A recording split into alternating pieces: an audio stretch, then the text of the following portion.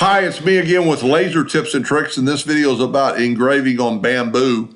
Somebody watched my video where I run him twice and one of them out of focus. And I didn't give him much thought, and he actually said run it at 3 power, but 3 power wouldn't do anything.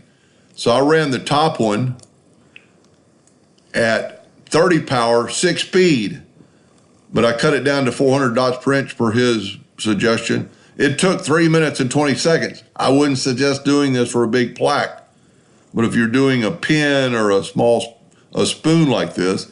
The other one I ran at 100 power, 50 speed, 600 dots per inch. It took 2 passes to get that darkness. One of them is up out of focus, about 1/8 of an inch.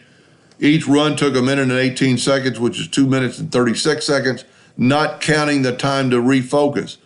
So it's about 40 seconds longer to do it the way I've suggested before.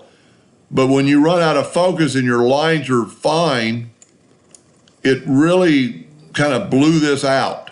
And the picture doesn't do it justice, but the lines are much more sharper and crisper on this one. So maybe next time, I wouldn't suggest doing this on a huge plaque because it would take forever to run. But maybe next time you're running bamboo, try a 30, then my laser's a 60 watt. And his was a 40, but I used 6 speed, and I was pretty impressed.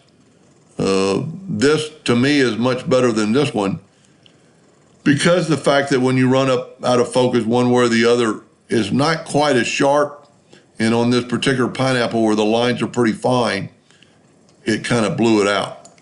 So just kind of take that as a grain of salt and give it a shot next time you're engraving on bamboo. Hope that helped a little bit. Thank you for watching.